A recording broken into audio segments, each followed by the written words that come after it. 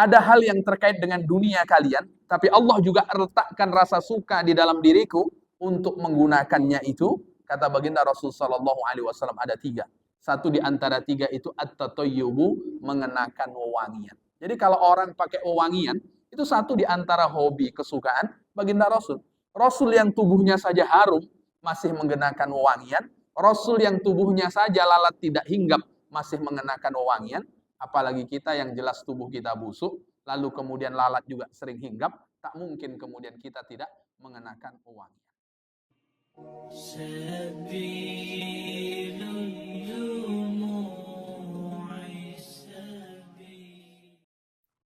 Assalamualaikum warahmatullahi wabarakatuh.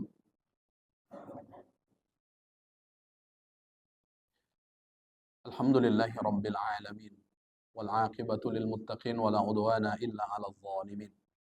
اللهم صل وسلم وبارك على محمد وعلى آله وأصحابه ومن تبعه بإحسان إلى يوم الدين. سبحانك لا علم لنا إلا ما علمتنا إنك أنت العليم الحكيم. وقد قال تعالى في كتابه الكريم هو أصدق القائلين. أعوذ بالله من الشيطان الرجيم. بسم الله الرحمن الرحيم. Watazawwadu fa inna khairaz zadi taqwa, dan berbekallah, sebaik-baik bekal adalah takwa. Maha benar Allah dengan segala firman-Nya. Amma ba'd. Ma'asyiral muslimin wal muslimat, Bapak Ibu jamaah salat fardu zuhur yang dimuliakan oleh Allah Subhanahu wa taala. Bersyukur kita kepada Allah dengan mengucapkan kalimat alhamdulillahi rabbil alamin. Siang hari ini Allah bantu kita untuk memenuhi panggilan-Nya. Semoga pertolongan Allah senantiasa membersamai kita sampai nanti nyawa terpisah dengan raga. Amin. Ya Rabbal Alamin. Bersalawat kita kepada baginda Rasul dengan mengucapkan kalimat Allahumma salli ala Sayyidina Muhammad wa ala ali Sayyidina Muhammad. Assalamu alayka ya Rasulullah. Seraya berharap semoga kita menjadi bagian dari umat Rasul yang kelak mendapat syafaatnya di padang mahsyar. Allah izinkan kita berkumpul, berjumpa dengan beliau kelak di dalam surganya. Amin. Ya Rabbal Alamin. Bapak Ibu jamaah yang dimuliakan oleh Allah Subhanahu wa taala, siang hari ini saya akan membacakan cabang iman yang ke-30. Wassalatsuna at-tatahhuru hissan. Adapun cabang iman yang ke-30 adalah bersuci secara zahir. Kata Imam Nawawi, di antara makna suci secara zahir ay bil wudu'i wal ghusli wa izalatin najasah. Yang dimaksud suci secara zahir adalah dengan melaksanakan wudhu. Maka orang yang berwudhu satu di antara tanda dia beriman kepada Allah Subhanahu wa taala. Selain berwudhu, kata beliau wal ghusli, dan kemudian mandi. Baik mandi itu mandi wajib atau kemudian mandi dalam keseharian kita. Lalu kemudian wa izalatun najasah, juga kemudian yang dimaksud bersuci adalah bagaimana kemudian kita membersihkan najis. Makanya satu di antara yang dianjurkan oleh baginda Rasul sallallahu alaihi wasallam, ketika kita buang air kecil maka kita dianjurkan untuk istinja. Karena di antara azab orang yang berada di alam barzah bukan karena dosa besar. Satu di antaranya karena dia tidak bercebok atau tidak istinja setelah kemudian buang air kecil. Lalu kemudian bersuci di sini tidak hanya secara zahir dengan berwudu, dengan mandi dan kemudian menghilangkan najis. Lalu kemudian wahukman, juga bersuci secara hukum. Lalu bagaimana yang dimaksud bersuci secara hukum? Ai bil khitani, kata Imam Nawawi Al-Bantani, di antara tanda orang yang mensucikan diri secara hukum adalah dengan berkhitan, terkhusus kepada anak laki-laki. Maka Bapak Ibu yang dimuliakan oleh Allah Subhanahu wa taala, menghitankan anak laki-laki itu tidak menunggu dia kelas 6 SD.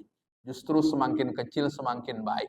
Karena kalau kemudian kita diskusi dengan dokter, biasanya semakin besar anak itu, semakin banyak, mohon maaf, saraf yang berfungsi di kemaluannya.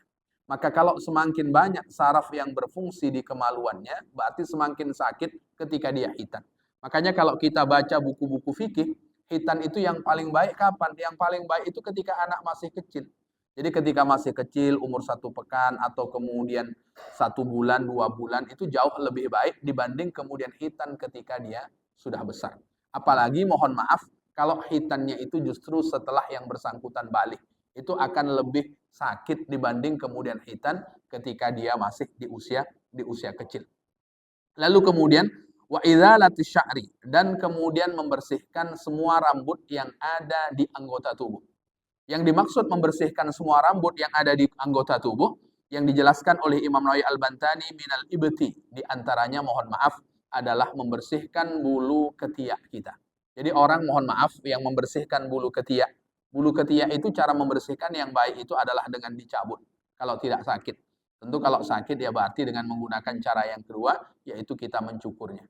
Maka jangan biarkan bulu ketiak kita itu tidak kita potong, tidak kita cukur, tidak kita bersihkan lebih dari 40 hari. Karena anjurannya untuk kemudian kita membersihkannya. Lalu kemudian wal'anati, dan dianjurkan juga kemudian mohon maaf membersihkan bulu kemaluan. Jadi bulu kemaluan dibersihkan itu ternyata satu di antara ajaran di dalam Islam. Maka jangan biarkan dia panjang, bersihkan. Jangan sampai kemudian lebih dari 40 hari. Maka kita dianjurkan untuk kemudian mencukurnya. Wasafatain, dan kemudian rambut yang tumbuh di antara dua bibir. Bagian atas disebut dengan kumis, bagian bawah ini rambut apa yang di sini nih Bapak Ibu? Kalau ya pokoknya yang tumbuh di sini ya itu juga kita bersihkan, yang di atas lalu kemudian yang di bawah. Kalau jenggot memang kita dianjurkan untuk memeliharanya. Tapi antara dua ini maka kemudian kita dianjurkan untuk membersihkannya.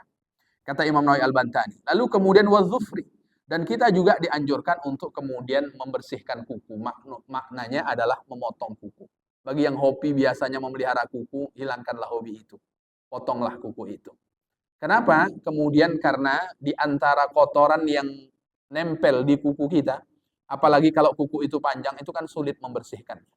Sulit membersihkannya. Maka satu di antara sunnah baginda Rasulullah SAW, apalagi hari Jumat, bagaimana kemudian kita memotong kuku.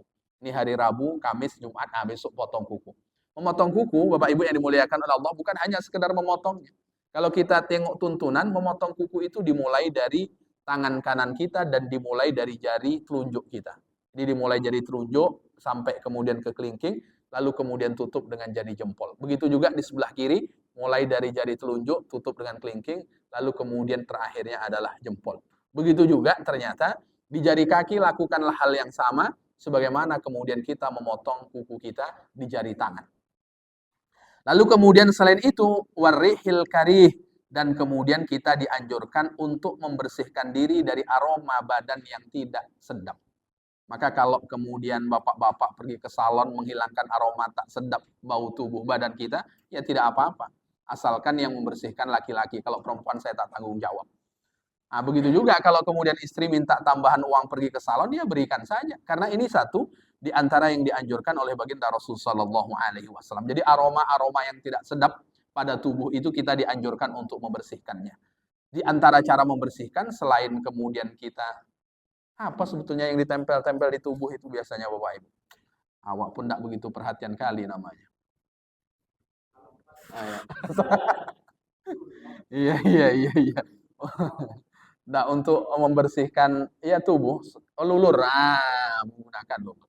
Jadi berlulur badan itu bukan hanya sekedar mau pengantin baru saja Bapak Ibu, pengantin lama pun tetap dianjurkan, itu bagian dari iman. Ini kan biasanya orang pakai lulur kalau mau pengantin baru saja. Pengantin lama-lama, apalagi pengantin hampir expired ini, biasanya tak mau kemudian melulur badan. Nah, ini diantara yang dianjurkan oleh baginda Rasulullah SAW. Memang dulu tidak ada istilah lulur, tapi kan sekarang itu diantara cara menghilangkan aroma yang tidak enak pada badan. Maka ketika orang mohon maaf menggunakan pewangi badan, itu satu diantara yang dianjurkan. Bahkan kata baginda Rasul, hubbiba ilayya min dunyakum salasun.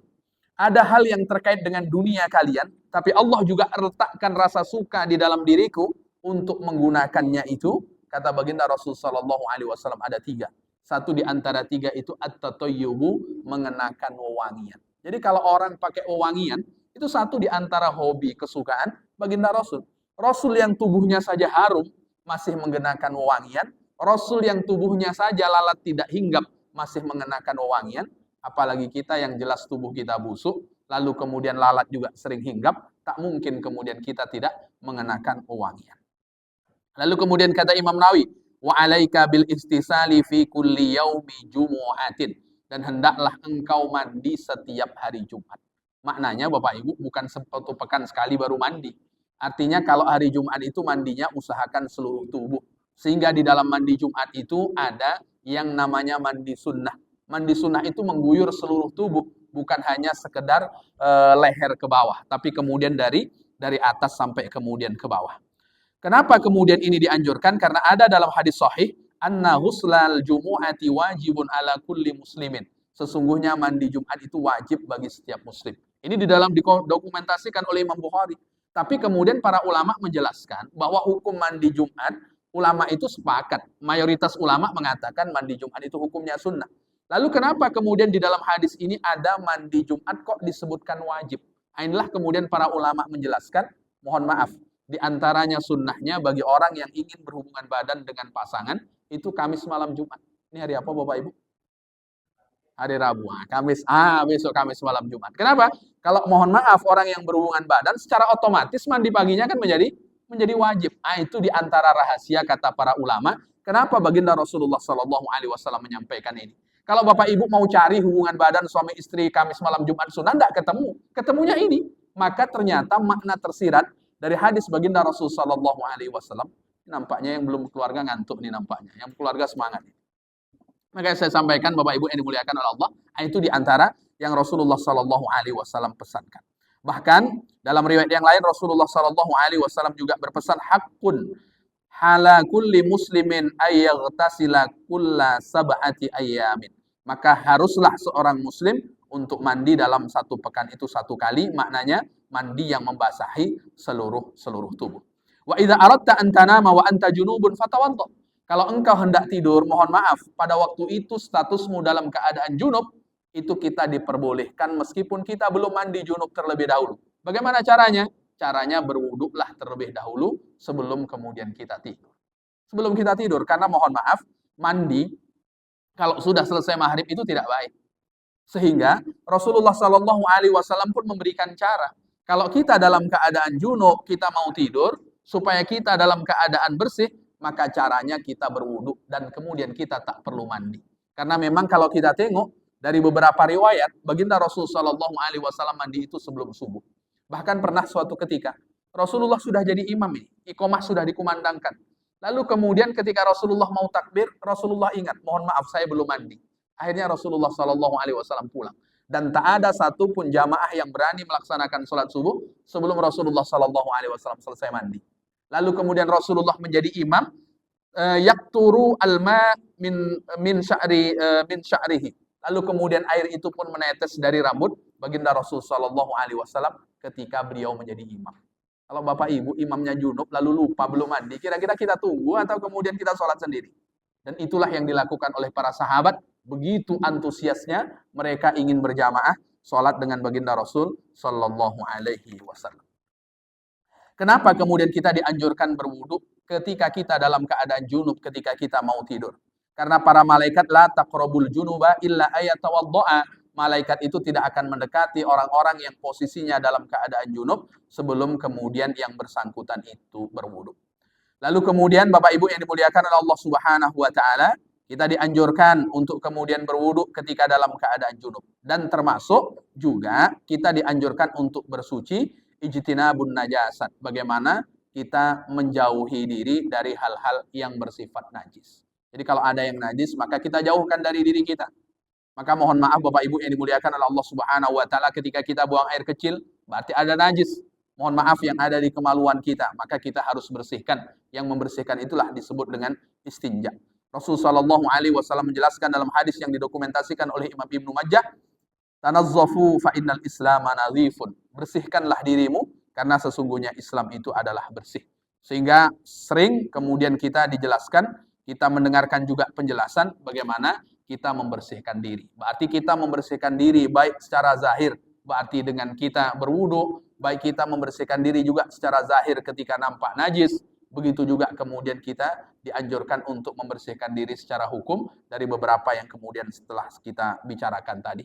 Semoga kita bisa mengamalkannya, kita bisa mempraktekkan dalam kehidupan kita, sehingga ketika kita berwudu sebelum kemudian kita tidur, kita termasuk orang-orang yang kalau seandainya Allah wafatkan kita di malam itu, maka kita termasuk orang-orang yang dalam keadaan suci ketika menghadap Allah Subhanahu wa taala. Demikian tutur kata yang kurang berkenan saya mohon maaf. Mari sama-sama kita tutup dengan membaca doa kafaratul majlis. Subhanakallahumma wa bihamdika asyhadu an la ilaha illa anta astaghfiruka wa atubu ilaik. Assalamualaikum warahmatullahi wabarakatuh.